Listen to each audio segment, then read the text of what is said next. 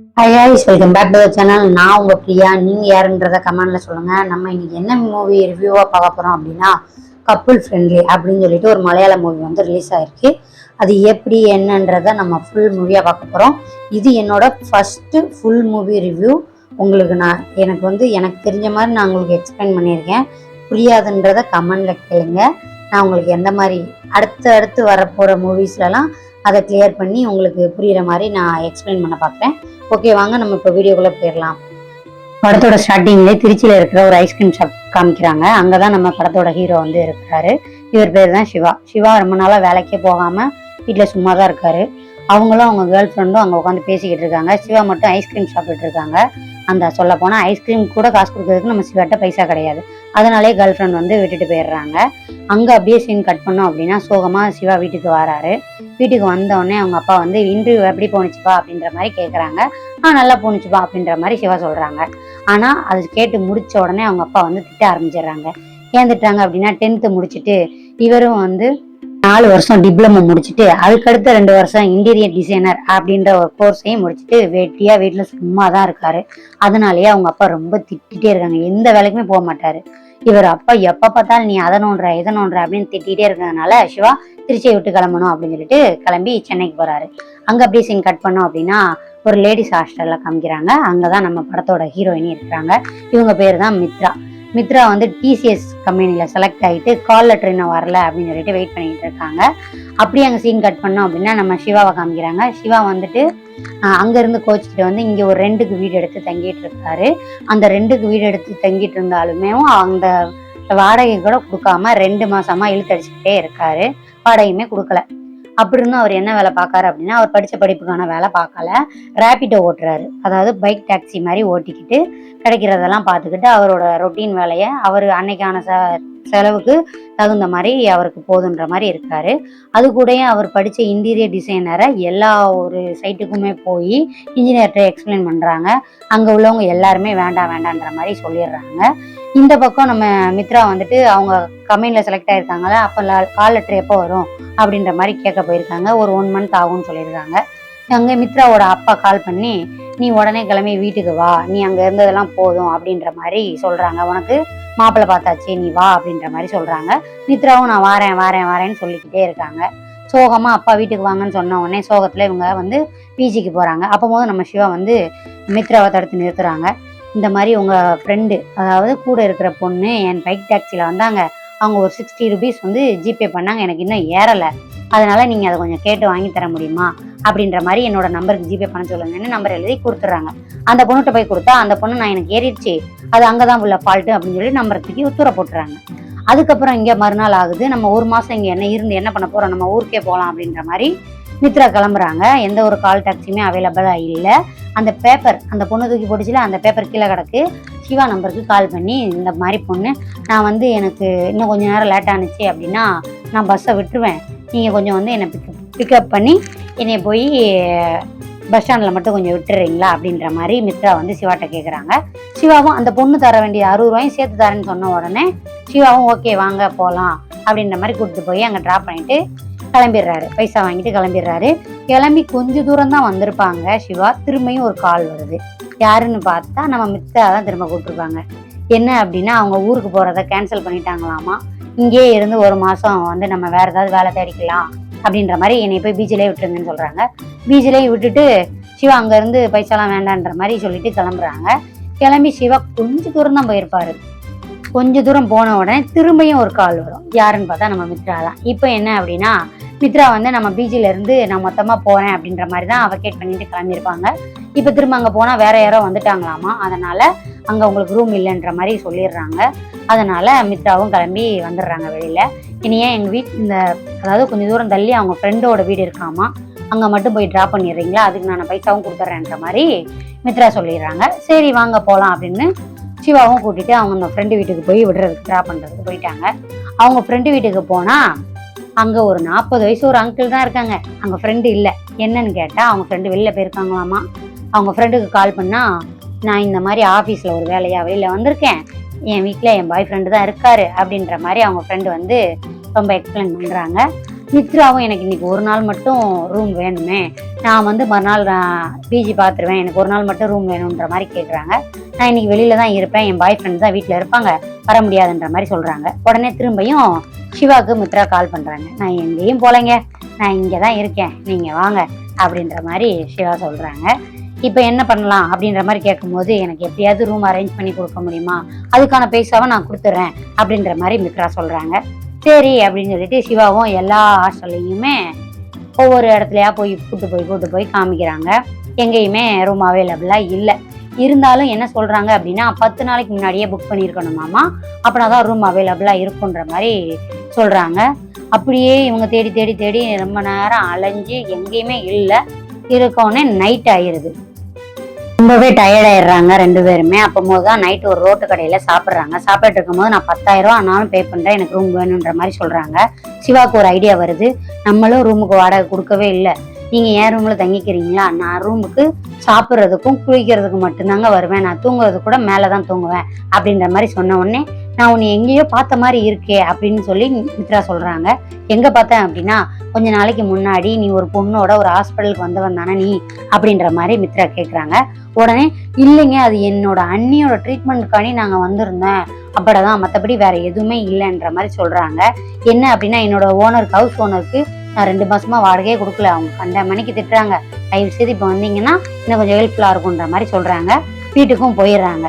ரூமுக்கு போன உடனே மித்ராவும் ரூமில் எதுவும் கேமரா வச்சுருக்கானான்னு சொல்லிட்டு ஃபோனில் ஒரு ஆப்லாம் எடுத்து சுற்றி முற்றி பார்க்குறாங்க. எந்த ஒரு ஆப்பும் இல்லை. மறுநாள் ஆகுது. சீக்கிரமாக இருந்துச்சு சிவா தன்னோட வேலையை பார்க்கறதுக்காண்டி கிளம்பி போயிடுறாப்புல. இவங்க லேட்டாக இருந்துச்சு, அவங்களும் வேலையை பார்க்கறதுக்காண்டி கிளம்பி போகிறாங்க. மறுநாள் ஆகுது.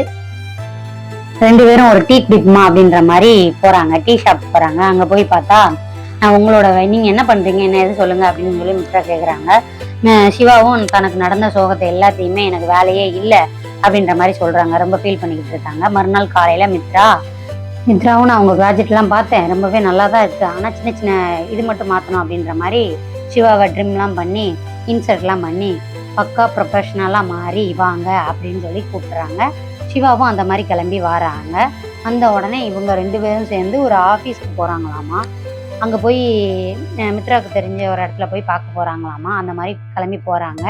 அங்கே ஆஃபீஸ்க்கு போனால், இல்லைங்க நான் மட்டும் போய் எக்ஸ்பிளைன் பண்ணுறேன்ற மாதிரி சிவா சொல்கிறாங்க. இல்லை நீங்கள் எக்ஸ்பிளைன் பண்ண வேண்டாம் அப்படின்ற மாதிரி மித்ரா சொல்லி உள்ளே போகிறாங்க. பயங்கரமாக எக்ஸ்பிளைன் பண்ணுறாங்க. அப்படி இருந்துமே அங்கே உள்ள இன்ஜினியர் வந்து வேண்டான்ற மாதிரி சொல்கிறாங்க. ஏன் அப்படின்னா, இவங்களுக்கு வந்து பாஸ்ட் ப்ராஜெக்ட் எதுவுமே இருந்திருக்காது, அதனால் சொல்லியிருக்காங்க. ஓகே அப்படின்ற மாதிரி ஒரு கம்பெனி ஃபேக்காக நம்ம ஒரு கம்பெனி வந்து கூகுளில் வந்து ரெடி பண்ணுவோம் அப்படின்ற மாதிரி சொல்கிறாங்க. உங்கள் கம்பெனிக்கு பேர் என்னன்னு கேட்குறாங்க. நான் வந்து ரிவ்யூ இன்டீரியர் டிசைனர் அப்படின்ற மாதிரி ஒரு கம்பெனிக்கு பேர் சொல்கிறாங்க. அதுக்கப்புறம் ஃபேக்காக ஒரு ஐடியும் க்ரியேட் பண்ணி கூகுளில் உங்கள் ஃப்ரெண்ட்ஸ் எல்லாத்தையுமே ஒரு நல்ல ரிவ்யூ பண்ண சொல்லுங்கள், அது மூலிமா உங்களுக்கு ஏதாவது ப்ராஜெக்ட் கிடைக்கலான்ற மாதிரி சொல்கிறாங்க. மறுநாள் சிவாவுக்கு ஒரு கால் வருது. சிவாவும் கால் எடுத்து பேசும்போது ஃபஸ்ட்டு கஸ்டமராக ஒருத்தர் கால் பண்ணுறாங்க. இந்த மாதிரி நான் கூகுளில் உங்களோட அதாவது ப்ரொஃபைல் பார்த்தேன், நல்லா இருந்துச்சு, எனக்கு ஒரு வேலை பார்க்கணும், அதை வந்து நீங்கள் பண்ண முடியுமா அப்படின்ற மாதிரி கேட்குறாங்க. நீங்கள் கொஞ்சம் வர முடியுமா அப்படின்ற மாதிரி அந்த ஃபர்ஸ்ட் கஸ்டமர் கேட்குறாங்க. உடனே மித்ராவும் சிவாவும் அவங்க வீட்டுக்கு கிளம்பி போகிறாங்க. கிளம்பி போய் அங்கே போய் அந்த கஸ்டமர்கிட்ட ரொம்பவும் எக்ஸ்பிளைன் பண்ணுறாங்க. எந்த மாதிரி மெட்டீரியலை யூஸ் பண்ணுறோம், என்னென்ன யூஸ் பண்ணுறோம் அப்படின்ற மாதிரி எல்லாத்தையுமே கம்ப்ளீட்டாக எக்ஸ்பிளைன் பண்ணுறாங்க.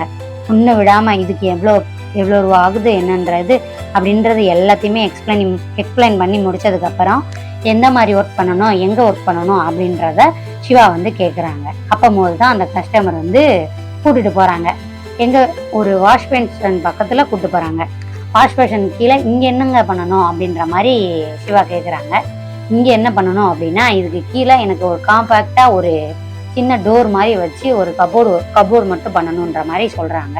சொன்ன உடனே சிவாவுக்கு வந்துட்டு, இதுக்கு தான் இவ்வளோ கேள்வி கேட்டிங்களா, இதெல்லாம் நம்மளால பண்ண முடியாதுன்ற மாதிரி மித்ராட்ட சொல்லிட்டு வாங்க கிளம்புவோன்ற மாதிரி சொல்கிறாங்க. மித்ராவும் இதுதான் உங்களோட ஃபர்ஸ்ட் ப்ராஜெக்ட், நீங்கள் இதை நல்லபடியாக பண்ணி முடிக்கணும் அப்படின்ற மாதிரி மித்ராட்ட சொன்ன உடனே சிவா ஓகே பண்ணலாம் அப்படின்ற மாதிரி ஒரு கார்பெண்டரையும் கூப்பிட்டு என்ன ஒர்க்கு என்னன்றத எக்ஸ்பிளைன் பண்ணுறாரு. என்ன அப்படின்னா, இந்த வாஷ் பேஷன் பக்கத்தில் தாங்க ஒரு சின்ன கபோர்டு ஒர்க் பண்ணணும், அதை மட்டும் கொஞ்சம் நீட்டாக எனக்கு பண்ணி கொடுத்துருங்க, இதான் என்னோட ஃபர்ஸ்ட் ப்ராஜெக்ட் அப்படின்னு அந்த அண்ணன்ட்ட எக்ஸ்பிளைன் பண்ணுறாரு. சிவாவும் அவங்களும் சரி பண்ணலாம் அப்படின்ற மாதிரி சொல்லிடுறாங்க. இதுக்கு இடையிலேயே சிவாவுக்கும் மித்ராவுக்கும் ஒரு நல்ல ஒரு பாண்டிங் ஏற்பட்டு ஒரு காதல். அது எப்படி சொல்றது அப்படின்னா, சிவாவுக்கும் மித்ராவை பிடிச்சிருக்கு, மித்ராவுக்கும் சிவாவை பிடிச்சிருக்கிறதுனால 2 பேத்துக்குமே லவ் ஏற்பட்டு 2 பேருமே லவ் பண்றாங்க. லவ் ரூட்டுமே சூப்பரா போய்கிட்டு இருக்கு. அப்போதான் இன்னொரு, அதாவது எப்படி சொல்றது, 2வது கஸ்டமர் வந்து கால் பண்றாங்க. இந்த மாதிரி இன்னொரு வந்து ஒர்க் பண்ணணும், கொஞ்சம் வர முடியுமான்ற மாதிரி கேட்குறாங்க. சிவாவும் கார்பெண்டரும் போய் பார்க்குறாங்க. பார்த்து இந்த மாதிரி எனக்கு முதல்ல பண்ணாங்கல்ல அந்த கபோர்ட் ஒர்க் பண்ணது வந்து ரொம்ப சூப்பராக இருக்குது. அவங்க தான் இந்த சன்னிட்ட சொல்லி அவங்களோட மகன்கிட்ட சொல்லி சிவாவுக்கு இன்னொரு ப்ராஜெக்ட் வந்து கொடுக்க சொல்லியிருப்பாங்க. சிவாவுக்கு ஒரு பெரிய ப்ராஜெக்ட் கொடுத்துருக்காங்க. அதுக்கான 2 லட்ச ரூபா அட்வான்ஸையுமே கொடுத்துட்றாங்க. கொடுத்த உடனே வேலையை ஆரம்பித்து அவங்களும் வேலையை பார்த்துட்டு இருக்காங்க. சிவாவுக்கும் நிறைய ஆர்டர்ஸ்லாம் வந்துக்கிட்டே இருக்கு. அந்த சிவாவும் தனக்கு கொடுத்த 2வது ப்ராஜெக்டையும் நல்லபடியாக பண்ணி முடிக்கணுன்ற மாதிரி கார்பெண்டரை சொல்லி ரொம்பவே சூப்பராக எல்லா வேலையுமே பார்த்துட்டு இருக்காங்க. அந்த வேலையும் முடிஞ்சதுக்கப்புறம் சூப்பராக பண்ணிடுறாங்க. இந்த பக்கம் மித்ராவும் என்ன பண்ணுறாங்க அப்படின்னா, 1 மாதம் இருக்குல்ல, அதுக்குள்ளே வேறு ஏதாவது ஒரு ஐடி ஃபீல்டில் வந்து நம்ம ஏதாவது பண்ணிடலாமான்ற மாதிரி இது பண்ணுறாங்க. அவங்களுக்கு எந்த இதுவுமே கிடைக்கல. அவங்க அந்த ரூமை காலி பண்ணிட்டு வேற ஒரு அப்பார்ட்மெண்ட்டுக்கு வந்து ஷிஃப்ட் பண்ணி போயிடுறாங்க. ரொம்ப நாளாவே சிவா தான் மித்ராவை வந்து கூட்டிட்டு போய் ட்ராப் பண்ணி எங்கே போனாலும் சிவா தான் கூப்பிட்டு வருவாங்க. ஆனால் இப்போ கொஞ்ச நாளாக சிவா வந்து அவங்களோட ப்ராஜெக்ட்லலாம் ரொம்ப பிஸியாக இருந்ததுனால மித்ராவை கூப்பிட்டு போக முடியாது, வர முடியாது. சிவாவுக்கும் அடுத்தடுத்து நிறைய ஆர்டர்ஸ் வந்துக்கிட்டே இருக்குது. அதனால மித்ராவை கூட கொஞ்சம் டைம் ஸ்பெண்ட் பண்ண முடியவே இல்லை. அதனாலேயே மித்ரா கொஞ்சம் மன உளைச்சல்ல தான் இருக்கிறாங்க.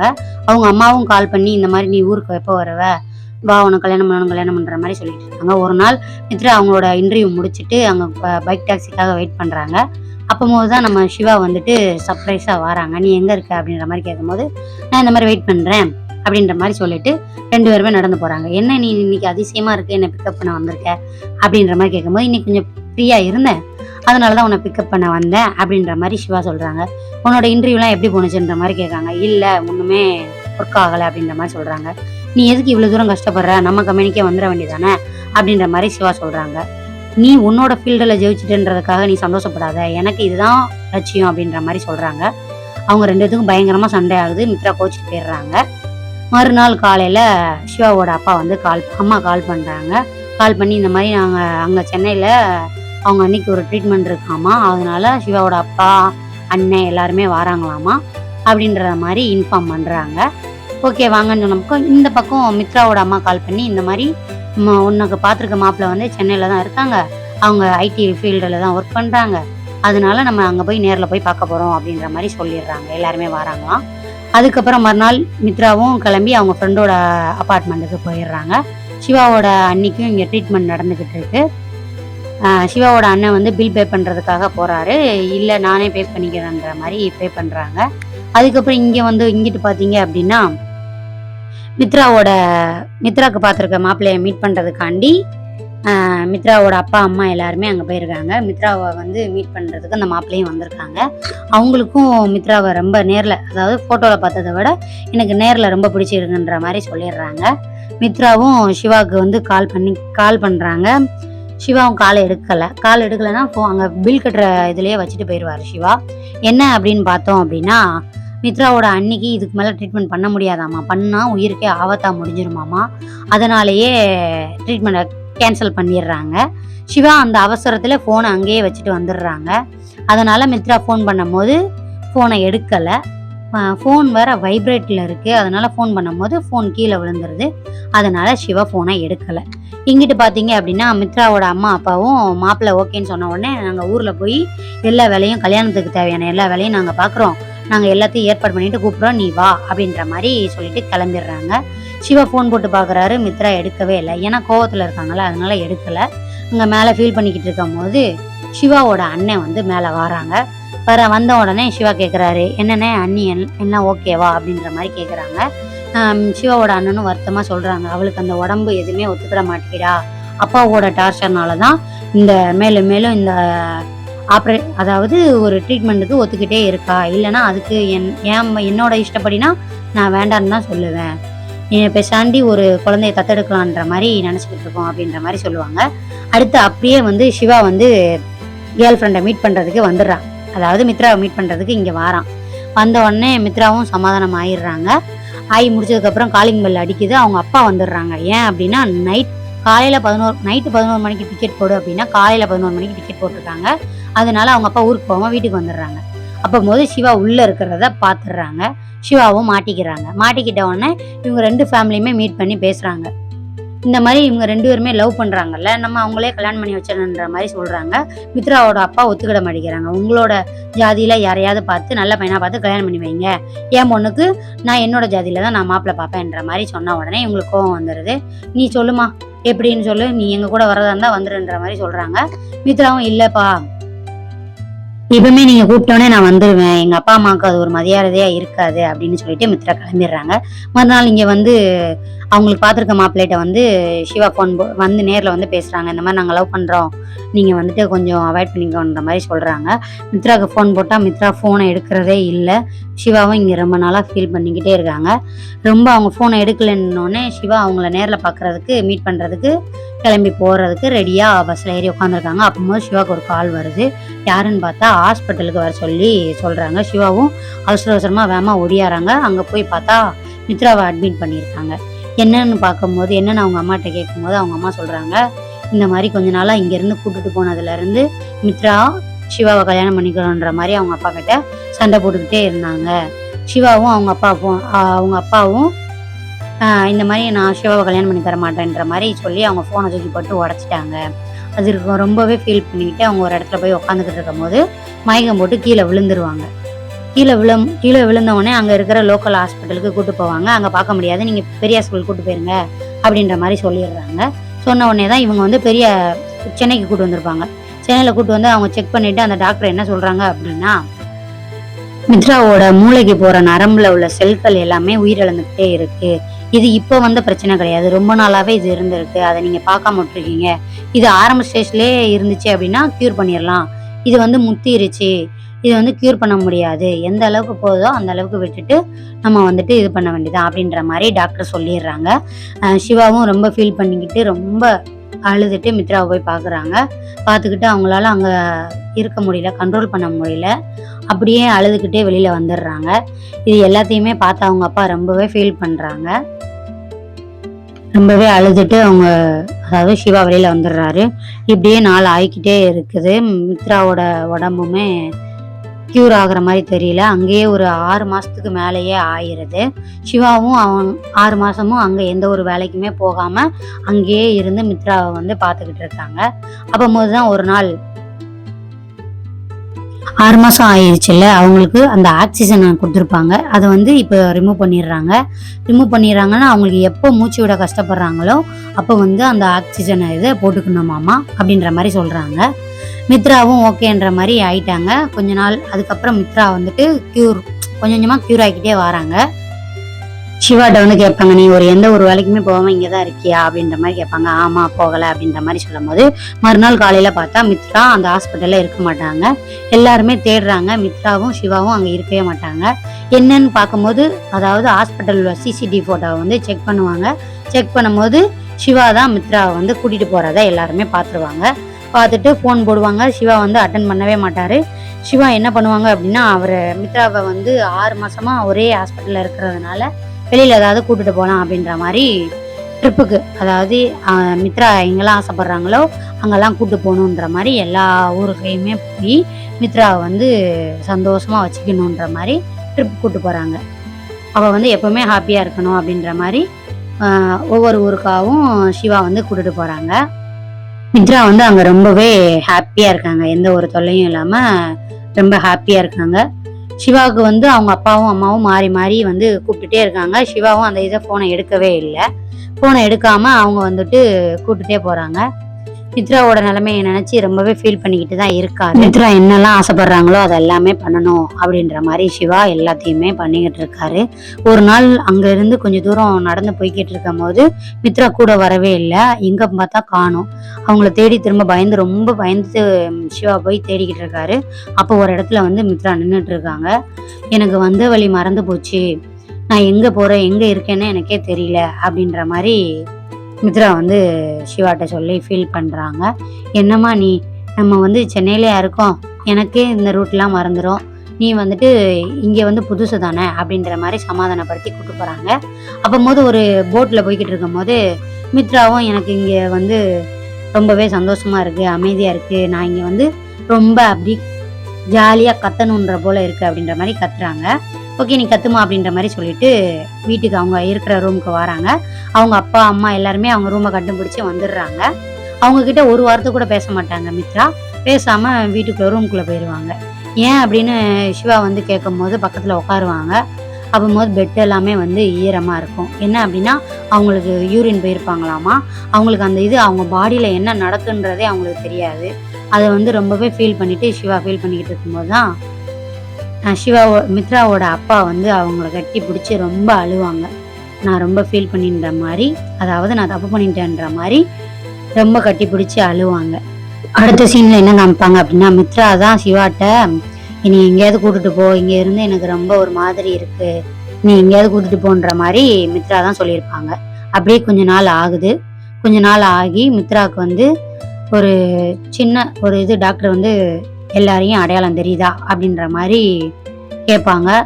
அவங்களுக்கு யாரையுமே அடையாளம் தெரியாது. சிவாவை தான் ரொம்ப நேரம் பார்த்துட்டே இருப்பாங்க. அப்படி இருந்தும் அவங்க அம்மா அப்பாவையும் தெரியாது, சிவாவும் யாரு அப்படின்ற ஒரு எந்த ஒரு இதுவுமே தெரியாது. அதுலேயுமே ரொம்ப சிவா வருத்தப்பட்டு ரொம்ப ஃபீல் பண்ணி நம்மளையாவது தெரியுமோன்ற மாதிரி இருப்பாங்க. ஆனால் மித்ராவுக்கு அது எதுவுமே ஞாபகம் இருக்காது, சிவாவையும் ஞாபகம் இருக்காது, அவங்க அம்மா அப்பா யாரையுமே ஞாபகம் இருக்காது. அதனாலேயே சிவா வந்து ரொம்ப ஃபீல் பண்ணி அழுதுகிட்டே வெளியில் போயிடுவாங்க. வெளியில் போய் நிற்கும் போது தான் அவங்க அப்பா வருவாங்க. ரொம்ப ஃபீல் பண்ணிகிட்டே சிவா வந்து வெளியில் போவார். அவங்க அப்பா வந்து சிவாட்ட வந்து பேசுவாங்க. இந்த மாதிரி நீ அந்த பொண்ணை வந்து வெளியில் கூப்பிட்டு போனது ரொம்ப நல்ல விஷயம். பிறக்கும் போது எல்லாருமே சந்தோஷமாக தான் இருக்கும். இந்த உலகத்தில் அவங்க வெளியில் போகும்போது நம்ம ரொம்ப வருத்தமாக தான் இருப்போம், ரொம்ப ஃபீல் பண்ண தான் செய்வோம். ஆனால் இப்போ இருந்த கொஞ்ச நாளில் அந்த பொண்ணுக்கு நீ ரொம்ப ஹாப்பியான மூமெண்ட்ஸை கொடுத்துருக்க, அவள் இருந்த நினைவுகளே அவளுக்கு போதும் அப்படின்ற மாதிரி அவங்க அப்பா வந்து நீ பண்ணது எல்லாமே கரெக்டு தான், நீ பண்ணது இது வரைக்கும் எதுவுமே தப்பு கிடையாது அப்படின்ற மாதிரி சோகமாக வந்து ஃபீல் பண்ணி அவங்க பையனுக்கு அட்வைஸ் பண்ணுறாங்க. அப்படியே கொஞ்ச நாள் ஆகுது. மித்ரா வந்து இறந்துட்டாங்க போல். அவங்களோட சமாதியை மட்டும்தான் காமிக்கிறாங்க. சமாதியை காமிச்சு அதோட அவங்க அப்படியே இறந்ததை காமிக்கிறாங்க. இந்த பக்கம் என்ன அப்படின்னா அவங்களோட அண்ணனுக்கு ஒரு குழந்தைய தத்தெடுக்கிறதுக்கு போய் தத்தெடுக்கிறாங்க. அவங்களுக்கு தான் அந்த இது ட்ரீட்மெண்ட் பண்ணுறதுக்கு முடியலன்னு சொன்னாங்கல்ல, அங்கே அப்படியே அந்த குழந்தைய தத்தெடுத்து வளர்க்குறாங்க. சிவாக்கு மித்ரா வந்து ஒரு டைரி ஒன்று எழுதியிருப்பாங்க. அந்த டைரியை படிச்சுக்கிட்டேவும் சிவா மேலே மொட்டை மாடியில் உட்காந்து ஃபீல் பண்ணிக்கிட்டு இருப்பார். அதோட இந்த படத்தை வந்து முடிக்கிறாங்க. இந்த மூவி உங்களுக்கு பிடிச்சிருந்துச்சி அப்படின்னா எனக்கு வந்து ஒரு லைக் பண்ணுங்கள், கமெண்ட் பண்ணுங்கள், ஷேர் பண்ணுங்கள். இதோட நல்ல மூவியாக நான் வந்து உங்களுக்கு எக்ஸ்பிளைன் பண்ணுறேன். ஓகே ஃப்ரெண்ட்ஸ், தேங்க்யூ, பாய் பாய்.